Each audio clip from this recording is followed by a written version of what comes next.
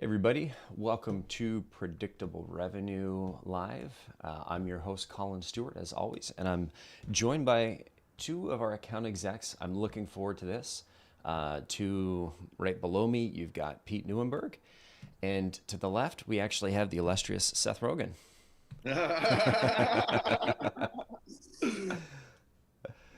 I'm just kidding. It's Wade. How you doing, Wade? Oh, I love your laugh so much. I'm glad you do. Hey, chat. Say hello. Let me know where you're dialing in from. Just yeah, we're talking about closing meetings today. I've got a shout out coming up for our new ebook. Let me know if you've seen the ebook, and if not, I'm going to talk a little bit about it just to get it kicked off. But yeah, it's been a couple weeks since I've done one of these. I know we took a little break last week because everybody was eating turkey, or at least our American friends were. We had our turkey day months ago. But yeah, I'm seeing Mexico. I'm seeing Sandra. Good to see you, Sandra. Today we're talking about closing meetings, closing deals, and I've got two of the guys that close all the deals here at Predictable Revenue. And even though I like to think I'm in sales, I haven't been on the sales team in a long time. So this will be always an interesting conversation. We're going to kind of weave through a little bit how we close sales here at Predictable Revenue, some of the things that we do that might be a little bit unique, some of the things that we do to make sure that we support our outbound and our inbound SDRs. And we're going to take a little detour and talk just a little bit about what it's been like closing deals these last couple of months. Geez, we got Cincinnati, we got Columbia. Daniel, good to see you. Yeah, so before I jump in, as promised, it doesn't look like everybody's seen the ebook, so I'm going to just do a quick shout out. Basically, we took a look at our top 10 podcasts from the year, and we said, what's the biggest learning that we can pull away from each of these? What was the core piece that people really attached to? And we took a minute and we summarized all those in a pretty cool looking ebook. I think our marketing team did a phenomenal job of putting this together. So if you don't have it, definitely check that out. I know Julie is in chat. She runs the team down in our marketing team down there, and so she or one of her associates will throw a link to get that ebook in chat very shortly. All right, so we're going to talk a little bit about the handoff. Oh, thanks, Vero. If you see me talking to Vero, it's Veronica. She's also in Zoom. So thanks, Vero. We're going to talk about the handoff from SDR. We're going to talk about how to handle the first call, talk a little bit about our sales process, the long game, which I think is actually the most important thing. If you have an outbound team, if you're getting meetings from outbound, the long game, the follow-up, both from an SDR and an account exec perspective, is probably the single most important thing that you can do when handling these meetings. And not just handling the meetings, but to try and get the most out of it. I'll talk a little bit about why that's important a little bit later. And then we're going to talk about qualifying and how we qualify. And shout out to Jamie Buss and that taught us the medic or med pick. We cut it down to medic.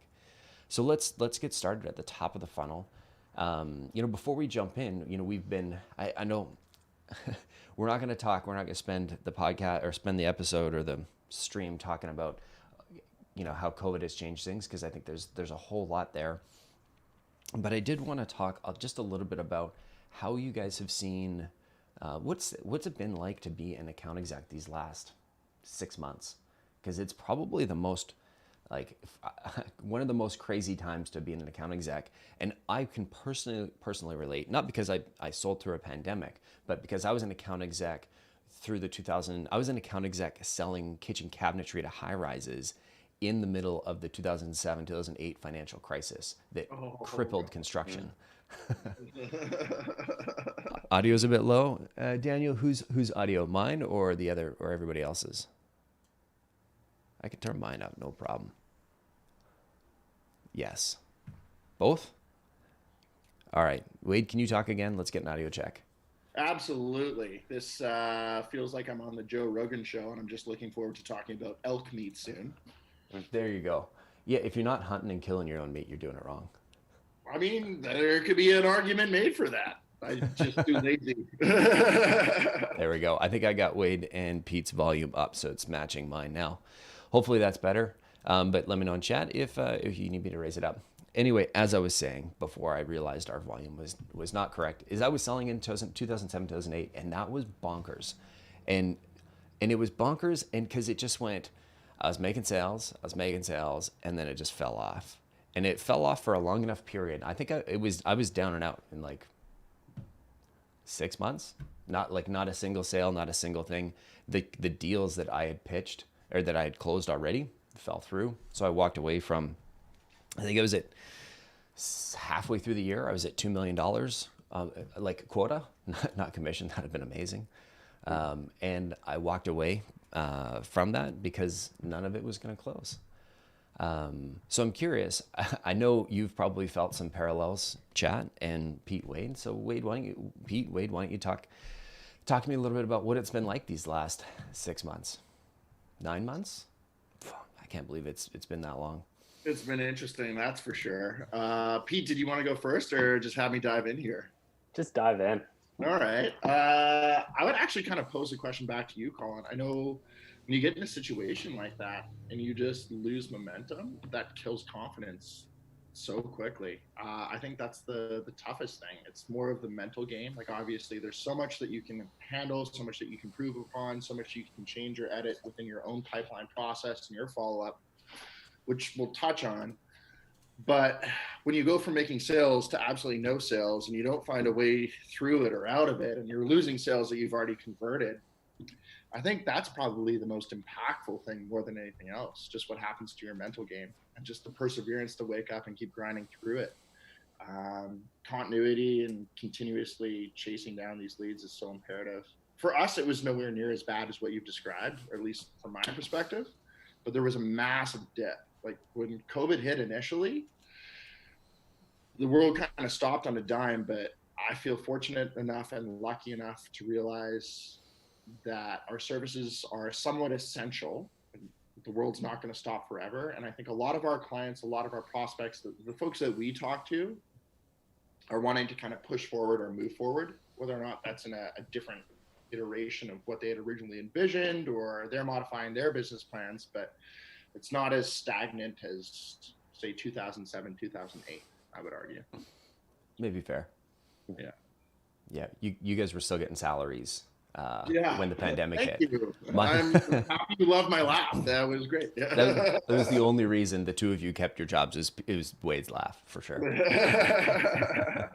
Yeah. No, it's been tough. Like we've experienced dips, and so that happened for a couple of months, and then things tended to kind of right themselves very quickly. So it's been very interesting to live through as well. I don't know, Pete, if you've kind of seen the same thing, or? Yeah, I would definitely agree that the world sort of stopped on a dime, where I had all these sort of opportunities that seemed promising, and then all of a sudden they've got much bigger fish to fry, so to speak, than worrying about a pesky salesperson bothering them for a follow-up meeting. What I found, obviously initially, like those first few weeks in March and April were pretty rough, and we obviously saw a dip in sales. But to me, it seemed like there was almost a reshuffling of sort of the deck, so to speak, where I had prospects who seemed really keen and close to close. They were really well positioned to move forward, and all of a sudden COVID impacted them really, really strongly. Mm-hmm. And then on the flip side, I had some opportunities that maybe were in my pipeline or maybe not even yet, where COVID presented an opportunity for them for whatever reason, whether it was because they have like a remote work solution, whatever it may be. COVID impacted every business, whether it was positive or negative. So we had this sort of reshuffling of deals that looked really promising. All of a sudden were dead in the water, and other ones that, you know, maybe you hadn't heard from a prospect in months, they came back and knocked on the door. So I think that reshuffling process took like weeks and months to sort of sort itself out. But once equilibrium had sort of been reestablished, things started to normalize a little bit. Yeah. Mm-hmm. I remember a big word in the early days was that everybody's probably sick of talking about and hearing was uncertainty. I know, I mean, I imagine it was coming up in sales conversations, and I know I certainly felt it because we had a pretty like predictable business. Sorry. In that, like, the inputs were predictable, the outputs were predictable. It was consistently doing about the same, like a train that's going in slow motion. You know generally where it's going, and if you do these kind of things, you're laying track for like a couple kilometers, a couple miles down the road. And then all of a sudden it was like, where'd the track go? You know? So yeah, I imagine that was that played a sort of big role in all the conversations. Yeah, 100%. And to Pete's point as well, it was interesting to see, I guess, how the pipeline mutated, if I choose any word. There were definitely opportunities that fell off, or opportunities that were very close, where you're just trying to claw them back to have a conversation. But as time progressed, other opportunities came about where there wasn't necessarily a fit there, but because of what was happening situationally, it just made sense to them. So it's very interesting to live through, and we are currently living through it. But I think just the major sense that everybody wants to move forward or move on past this, and there's that new normal, if I have to use the cliche. But there is a little bit more of an equilibrium now, which is great. It's just, as a salesperson, speaking specifically to that, when you're in a situation where you're having to save deals that you thought you had already closed, plus nobody else is talking to you, you've basically got a mental game that you're playing with yourself there, and how much runway do you have to get through it? Yeah, that's fair. I mean, I feel like Pete didn't even blink, though. No, The he was pandemic, Pete was into just that. like, okay. Yeah, that's my response to most things. Inside, I was blinking a little bit, if it makes you feel better. What's your secret, Pete? Because I feel like you could be that guy in, I don't know, one of those movies like Armageddon or Deep Impact, and there's an asteroid, and Pete's like, yeah, we'll figure it out. Bruce Willis is somewhere. Pete's Bruce Willis. I'm Liv Tyler. I'm just crying. I'm crying. No, who's the crazy guy who like sat on the rocket and went nuts? They got the job done, though. Yeah. I mean, I remember like Wade, you touched on mindset and how it can be have such a huge impact on like your track record, and the deals that you closed can have such a huge impact on whether or not you're like bringing confidence into the calls. And I know customers are picking up on that. I'd like to throw it back to you. Like what's helped you get through so far? What are some things that you'd like to see? I could talk a little bit about mine, but I want to hear from the two of you. Like what's that role, played? Because in this like up and down, honestly, if I look at it, if I smooth it out over the year, we're probably at quota on average for the year in terms of like total number of deals we expected. It's just been a friggin' roller coaster. So that roller coaster, I mean, up and down, it's been up and up and up and down and up and down, up and down. Like how have you dealt with that? For me personally, just a couple of real quick points. I know this was brought up previously in a conversation in our last kind of live stream, but the fact that the team was able to rotate very quickly and we were able to iterate on some of our service offerings at the time, I think collectively we all realized or saw a particular pain point and modified our plans for that. And it really kind of helped from a personal perspective, knowing that everybody was on board. It wasn't just sales being impacted. This wasn't just our problem, Pete and I, if you will. It was everybody's problem collectively, and we all worked towards a solution. So that was fantastic. Just the teamwork there and the effort in that regard. Beyond that, too, just even having conversations, or the conversations that were going on while there was a lull, there was almost a sense of solidarity, like in speaking to other sales folks or other CEOs and founders, and they're feeling the same pain you are for very similar reasons, and you're all wanting to progress forward or try to come up collectively or creatively with solutions around that. It wasn't singular, I would say. So just knowing and reminding yourself that, hey, we're all in this together, more or less, and there is a path forward. Those would be kind of the two that come to my mind. What are your thoughts, Pete?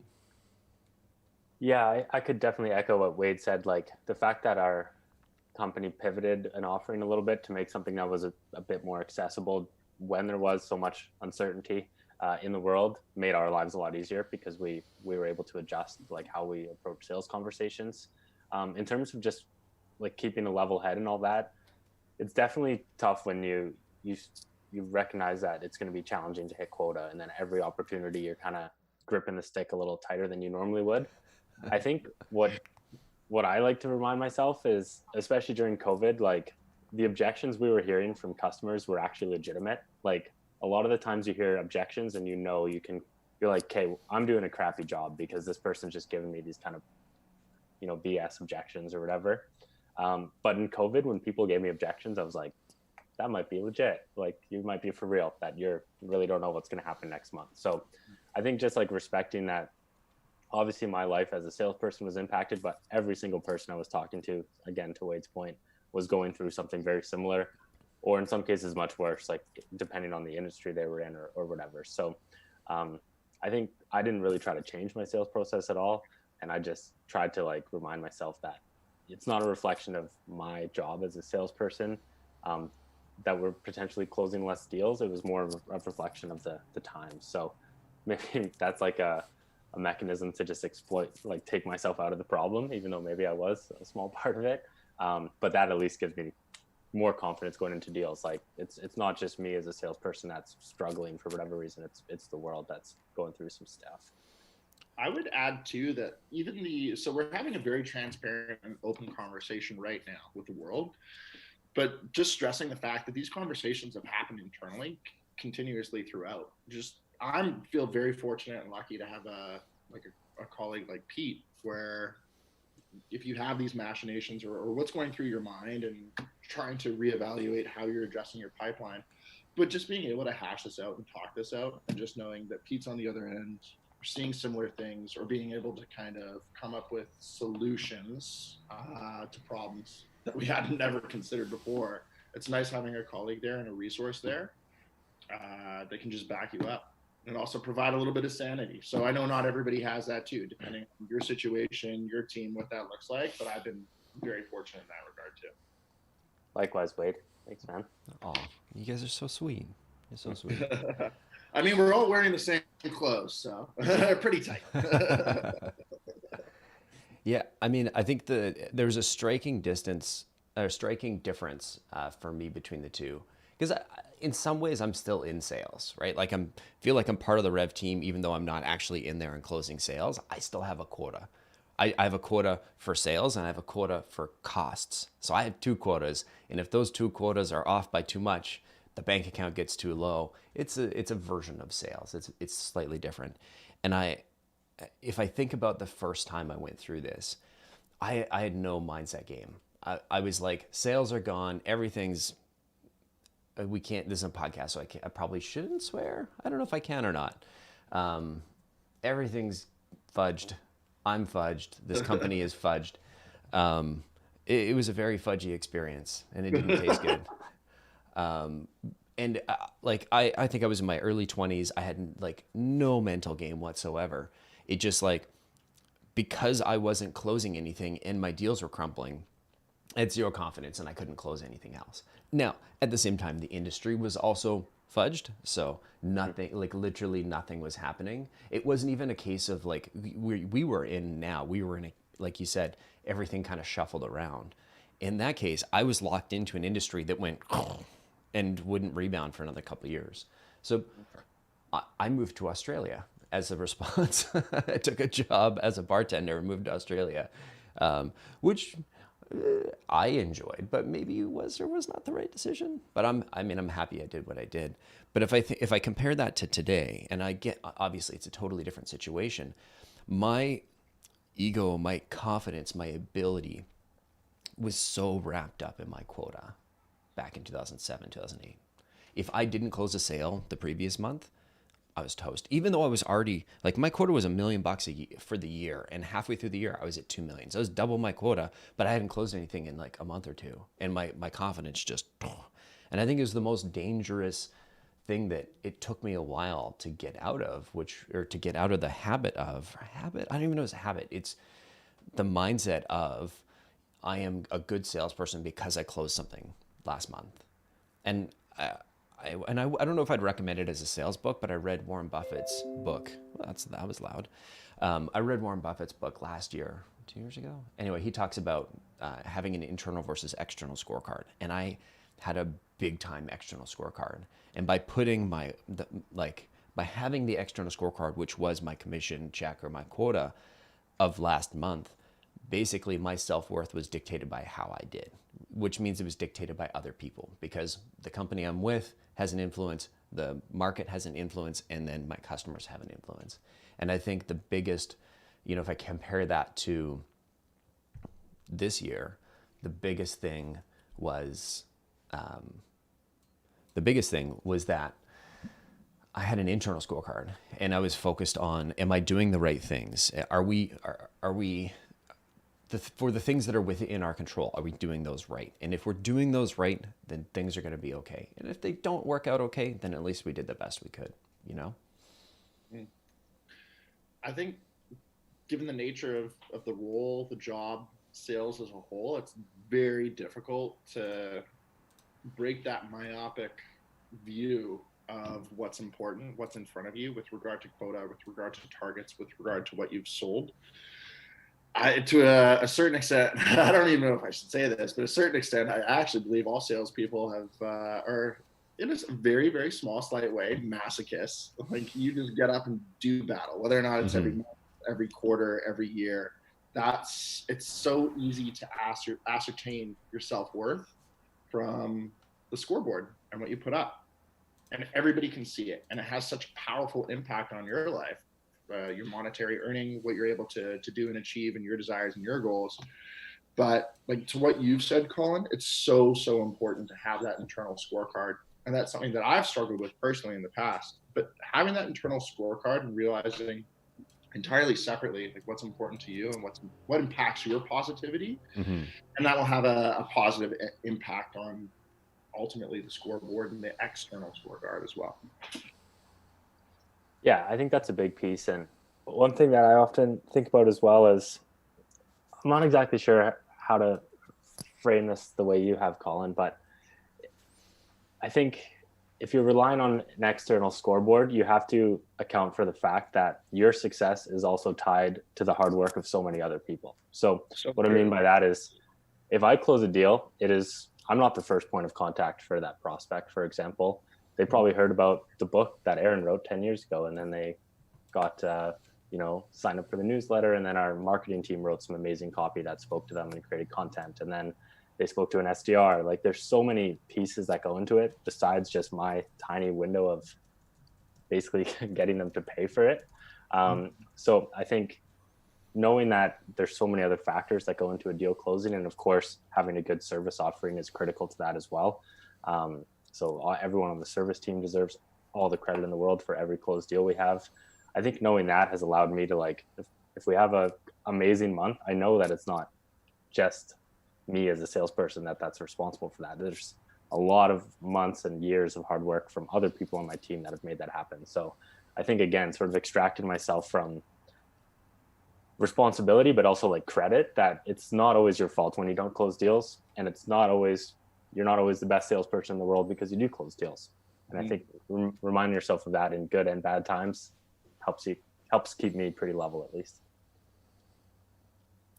Yeah, it's totally fair. It's almost like you're, which I would totally agree with. And I mean, to some extent, when you've had great months, it's obviously been more work, but I love that you're recognizing that, your performance exists as a formula in a larger, if we're like a Google sheet or an Excel Excel sheet, there's a whole bunch of things that all contribute, and our contributions, Pete's, Wade's, even mine, are just a single cell, and it's everybody working together, and that's the sort of real magic. And so when it's in combination with our predictable revenue as one tab in the sheet, the market is another tab, and your customers are another tab.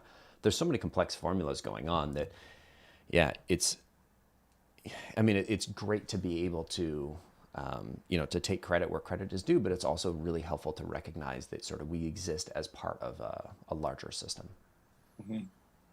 Yeah. And that's not to say that the salesperson, to your point, Colin, it's just totally on a train that's already rolling. They certainly have an impact and can have a multiplier, I suppose, in that Excel formula, but certainly recognizing that good or bad months are not principally falling on my shoulders helps me, again, keep pretty level. Totally. And honestly, I think I would compare it to, I think the most apt analogy is like a fight scene on a train. Like imagine your favorite action hero movie, right? There's that train and it's on the tracks and the train is going a specific direction. And that could be the combination of the company, the product, the market, the customers. And you're still in the fight scene. So there's still like you're fighting the bad guy or the good guy, whatever side you want to take, Wade. I know what side I'm on, and it's not the good guy side. Usually. But it's an interesting analogy. It's like there's certain things that are within our control, and there's certain things that are outside of our control, and you just got to do the best you can, given the circumstances. And sometimes you got to hop on a different train, like I did. I hopped on not a train, but a plane that went to Australia. So I'm not advising either of you to take off. Just so we're clear. Where are we going, Wade? Let's go. Julian's sitting on the other line going, I'll kill you. I'm saying the other line, like Zoom is like a phone. I grew up in sales in a world where like it was mostly on the phone. I still say like, if I'm referring to like somebody's on a Zoom call, I still say I got somebody on the line here or on the other line. Like Zoom has two lines. Very much the same. And then a very small anecdote, not to segue away, but I don't know about you guys, spending so much time on the phone, or what we refer to as the phone. Thanks. When you're trying to decompress and you're living your normal life and somebody calls you, sometimes I don't want to pick it up. I'm like, no, I've talked for my 10 hours today. I'll text you. Yeah, 100%. I think I spent nearly all day in Zoom meetings yesterday and like had dinner and I'm like, I just want to lay here. Like I don't even want to watch TV. I just want to like, just read a book, just get away from a screen. Yeah. Big time. Cool. Well, speaking of screens, actually Lee was asking, now that it's December, people seem to have fallen off the face of the earth. How do you create that sense of urgency or get people to close before the end of the year? My preference is the Michael Scott close, where you text them 911 emergency, I have your children. Guaranteed to get a response every time. Put on your monster truck salesman voice. Yeah, Sunday. What do you think, Wade? How do you, jokes aside, how do you get people to, how do you light a fire under people's asses in December? I've been in other businesses where it's a lot more cyclical. It's very difficult. Like you just, more than anything else, have to focus on your activity. At least that's what I found. The number of activities and the inputs that you're putting in and making sure that you don't drop off. Even if you feel that there is a drop off, if anything, try to make sure that you're doing more while things are quiet and slow, and just know that you're creating or continually looking to create opportunities for when it does get busier. You're only helping yourself. Even if you're not converting as much as you otherwise would be in that month, you're getting a lot more done with regard to top of funnel or follow-ups and making sure that you're in a position of power come January or whenever that business cycle kicks over for you. There's only so much you can do, but within that scope or within that spectrum, you can still be doing it. For us, we are somewhat fortunate in that things tend to slow down. The holidays hit, but a lot of folks, with regard to our services and our specialty, a lot of folks are looking towards the new year already, and they're already kind of considering that. So our conversations don't slow down as much. One thought to that, though, is that if it is cyclical for you, just make sure that you're maintaining your activities. And making sure that you're set up in a good position. Is it fair to say, or? Yeah, fair. What do you think, Pete? Yeah, I would agree. Like even if you don't end up closing deals and you work a ton this month, it's only going to help out in January. I'd say it obviously depends a lot on what you're selling. Like for example, if it's a service, you can rely on scarcity. So for example, we happen to be in a very busy time for our business right now. So even if customers want to close or want to get started, we've got 2 to 3 weeks lead time, depending on the service offering. So that can be a really good way to remind customers that, hey, like, just so you know, if you want to get started, we've got about 2 to 3 weeks lead time. And the way to secure your kickoff call is to lock in your payment. So that's one way to sort of make them feel the scarcity. The other piece I would maybe look at, it again, it depends on the value of what you provide. But for us, it's pipeline growth. And pipeline growth doesn't turn into closed business until sales cycles or 2 down the line. So if a customer tells us that, hey, they need to close 10 million in business next year, and they want to get started in January, I would say, what's stopping you from starting now? Because the pipeline growth phase starts now. And if you have a 6-month sales cycle, that's one more month of the year that you can potentially get an opportunity where you close deals from and hit that 10 million. So again, those are specific examples for predictable revenue. But if you think about the value you provide, maybe talk about how you can frame that up in terms of hitting their goals in 2021 versus if you have a service offering or something where you can create that scarcity, that might be a tactic to get them over the line. I love what and I just want to, I'm just going to parrot what Pete said, because our sales process is specifically relevant to most sales leaders because everybody's thinking about wrapping up the year and they're doing their 2021 planning. And so what Pete and Wade are saying is like, put it in, make it relevant, make your pitch relevant to your prospect. What I love what Pete is saying, and I think it's how it applies to everybody else, is you're just helping them understand the process. Once you make the decision, these are all the things that need to happen in order for you to get that value. And what you're asking is, do you really want to push out getting that value? Now, I spent 10 years in sales before I started Predictable Revenue, and I've been here for about 9 years, and I've been involved in sales for almost all of that. And I used to read these books on, psychology or NLP or sales tactics or negotiations in the hopes that I could try and influence my prospects or manipulate them, or maybe not manipulate them. It wasn't anything nefarious, but I was thinking like, I've got these people, how do I convince them to buy? If only I could just say the right things. And I think over time, I've realized that you can't convince people to buy. You can't manipulate them. You can't push them into doing something that they don't want to do. If there's no momentum there, you can't create any momentum, and you certainly can't push people into a close, especially over Zoom. Maybe on a used car lot, you can do that. I never was able to do that. I sold used car. I was there for 2 weeks. I sold one vehicle. I don't recommend it. It wasn't fun. Did you sell it for yourself? Was it a Porsche 912? I bought a car from my mom. No, it was a cool sale. It was the guy was like RCMP, local or I guess national police force, Canadian police force, and he was an undercover agent, and he bought a yellow Hummer H3. Coolest dude ever. It was a good commission. Go ahead, Pete. Sorry, Colin. I was just going to say, it sounds like he blew his cover since you are aware he was undercover. No. Sounds like the end to Bad Boys 2, really. Continue. Yeah, given this was, over 10, 12 years ago, 15 years ago, I doubt he has the car. But anyway, where I was going was, you can't manipulate people.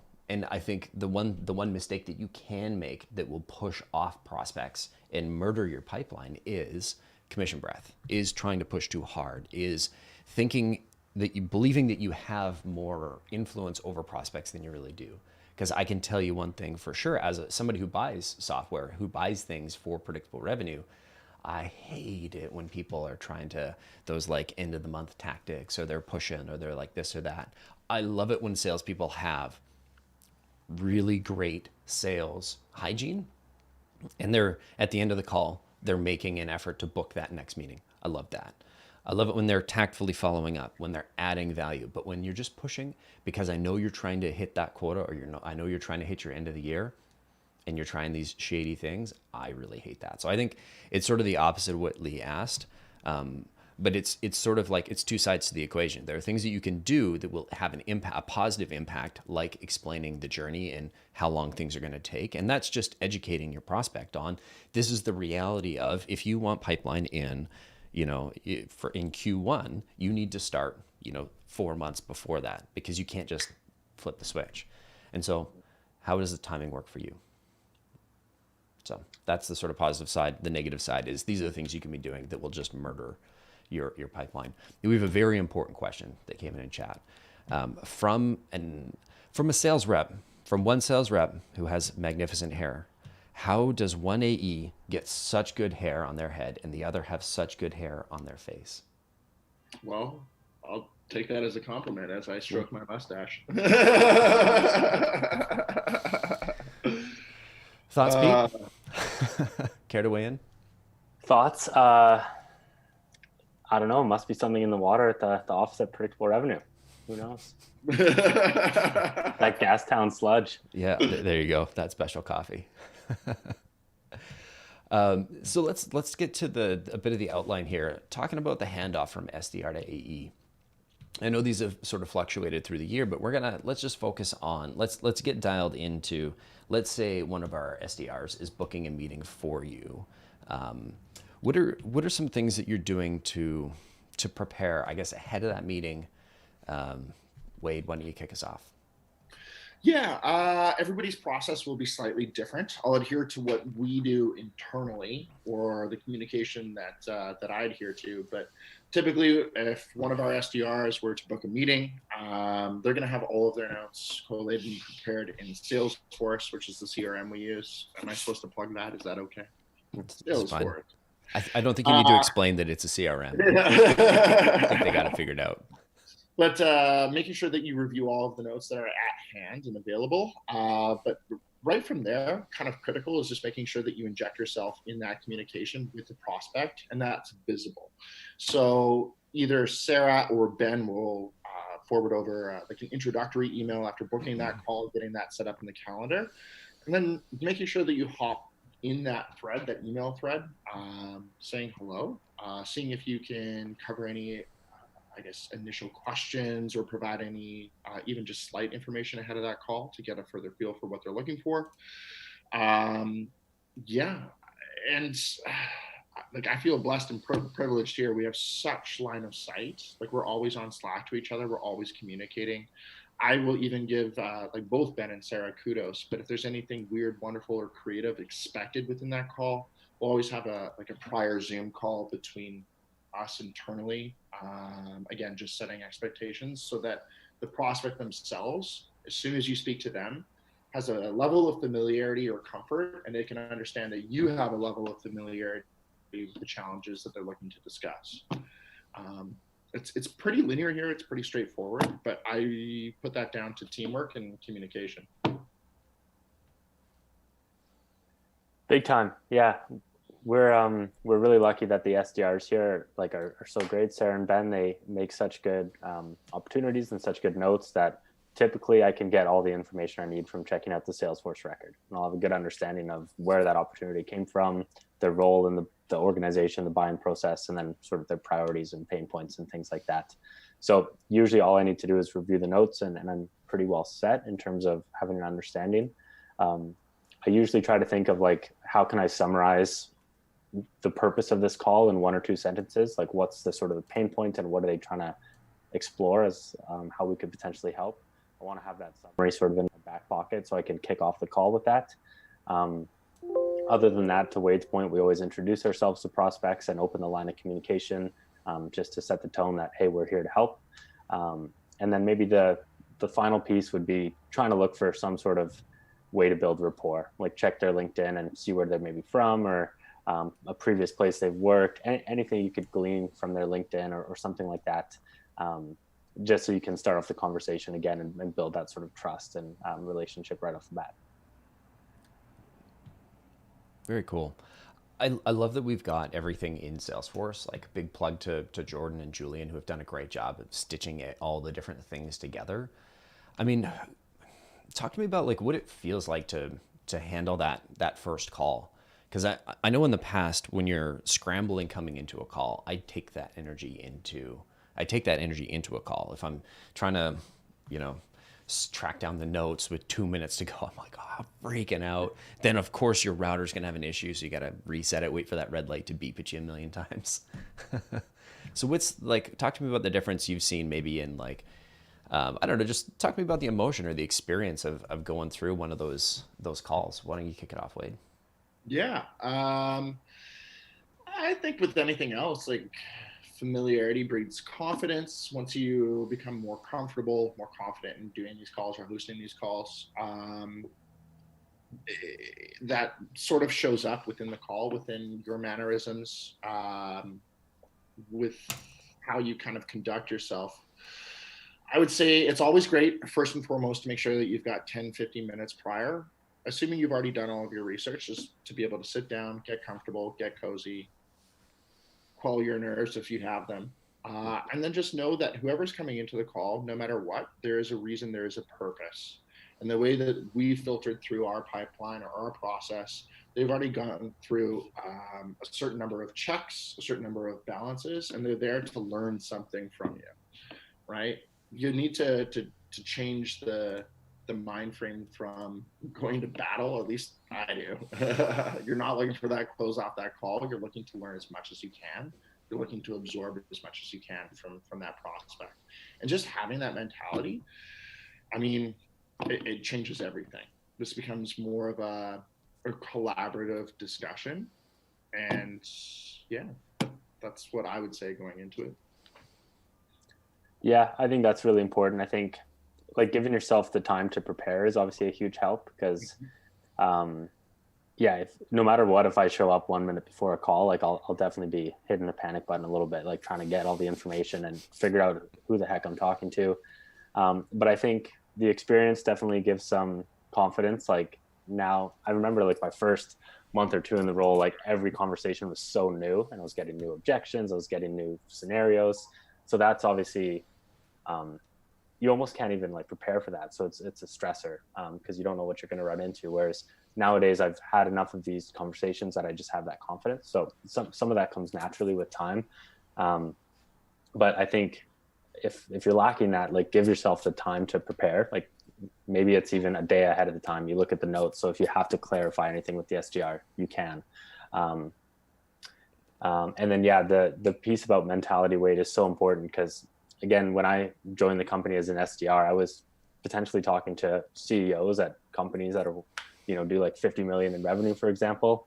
And like 2 weeks ago, I was like at the college bar with a beer bong or something. So I was like, why am I credible to talk to this person? Hey, don't pretend that you stopped doing that just because you were working here. Like, let's not lie to each other, okay? Yeah, he only stopped because of COVID. Everybody needs to bring their own beer bong now for COVID safety. There you go. And my point being, oh, sorry. Joke's not. Make your point. The point is, I didn't always feel qualified to be giving advice or value or recommendations to, a CEO or VP of sales, whoever it may be. But I think to Wade's point, like they're on that call because we have information to share. Even when I was 2 days in the role, I still knew I'd learned about predictable revenue and had value to add. So telling yourself that it's not just a call where you have to convince this person to buy from you. It's a conversation where, they look to us as experts. And even if they're not a good fit for us, there's ways we can add value. And just putting yourself in that mindset before the call, like alleviates a lot of the pressure that you could put on yourself if you think of it in a different way. Mm-hmm. I love the empathy for the prospect element there, and the understanding that even though this is a founder CEO of a huge company, that they're struggling and you have information that they don't. And I think that's, as an SDR, one of the most powerful things that you can realize is these people are coming to you to solve a problem, right? Like that's why you're on the phone or on Zoom. It's going to take me a long time. I don't know if I'll ever get used to saying on Zoom or on the phone. But understanding and appreciating the time and effort and knowledge that went into the training program, and the people that trained you and the information that they gave you. It's almost like developing a strong respect for, hey, Julian taught me this, and Wade taught me this, and so-and-so taught me this. And so I understand all of these things that my prospect doesn't know.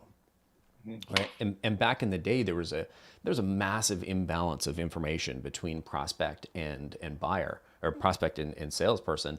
That balance is leveled off a little bit, right? Like back in my day, when you were selling 20 years ago, the internet was around, but it was mostly like GeoCities websites and porn, of course. And that's not educating anybody, right? There was information out there, but you had to download PDFs that were hidden behind password, and you had to do all this and that. Like there was no information out there that was useful. Now there's forums and there's Slack groups and there's communities and there's YouTube. There's all of this that, people can have, they're coming to you way more educated. But they still have the problem and they still need this to be solved. And I would argue that as an SDR at whatever organization, you're much better prepared than somebody with experience to help them sort of filter and go and move in the right direction, right? And to what I said before is you can't actually manipulate or convince anybody. You can just help them understand the things that would broaden their horizons, that would open up and help them realize, oh, there is actually an opportunity to do something a little bit better here. So it kind of takes the pressure off of you as an SDR or an account exec to recognize that there's nothing here to screw up. You're just trying to help them learn, and you've been trained on this is what we're supposed to have a conversation about. Go ahead, Wade. Yeah, no, I mean, that's so succinct. If anything, just make sure, like, trust your training, but also never stop learning either. Like, I learned from Pete all the time. I learned from Julian all the time. New challenges come up, new objections come up. And even just going back and reviewing what you feel you know, or you think you know intrinsically, you never fully know. The more prepared you are, the more ingrained you are in the knowledge set of the services that you're selling, whatever it is that you're selling, the more comfortable you'll become.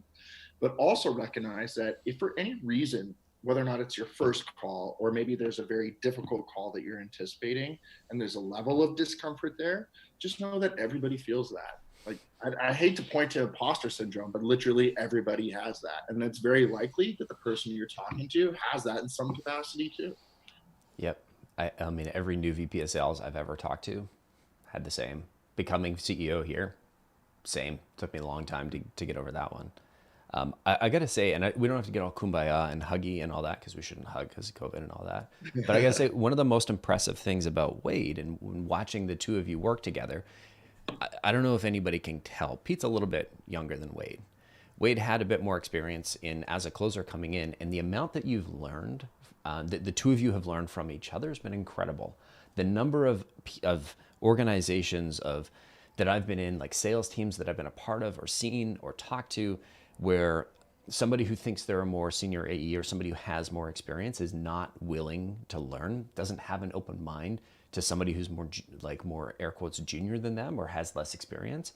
That can be such a career killer. And the relationship that the two of you guys have is pretty special. I would agree. Full stop. I would agree. He's Will Ferrell. I'm John C. Riley. We shake and bake 24/7. But no, not to take away from him. It's just, hey, who can I learn from? How does this person conduct themselves? Do I admire that? Admiration is just jealousy, but you don't hate the person. No, but like seriously, Pete is so successful in this role. And Pete's somebody that I admire and look up to, and how he conducts himself, how he manages his pipeline. And I'm grateful for having that as a resource. And that's not just with regard to kind of work related to anything. Like, Colin, what you've built here as a company, leaning into this kumbaya moment, like, it's so impressive. Aww. And the trials and tribulations that you've gone through, it doesn't matter who you are in an organization or anybody in life, you can learn something from anyone, as long as you're willing, as long as you're listening. Full circle all the way back. Sales call, always be listening. Number one rule. Number one. That was very nice, Wade. Mm-hmm. Thanks. And likewise.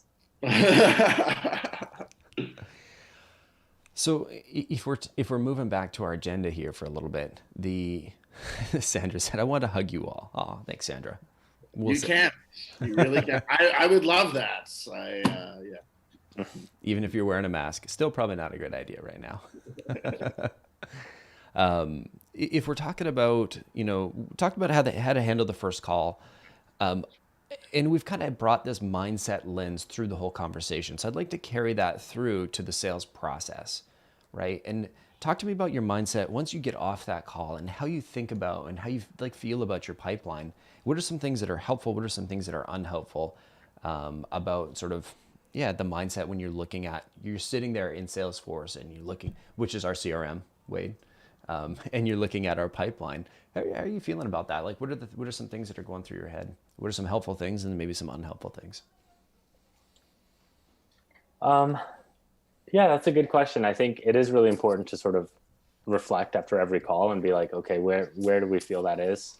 I think looking at your pipeline, obviously the things that are important are like next steps. Like, have you confirmed actionable next steps?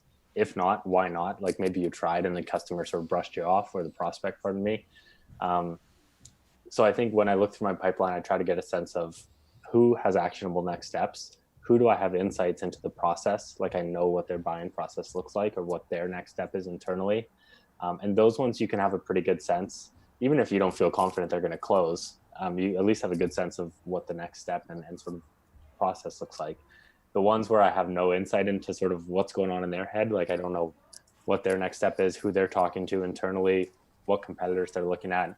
Those are the ones where I kind of get down on myself a little bit. And those are the ones where you at least attempt to, you need to try to get some more information from them if you have a shot at, closing that business. So I think, yeah, recognizing what you don't know and prioritizing your workflow that way. Yeah, absolutely. I was going to lead in with a joke. Get off your discovery call, put your legs up, crack a beer, assume it's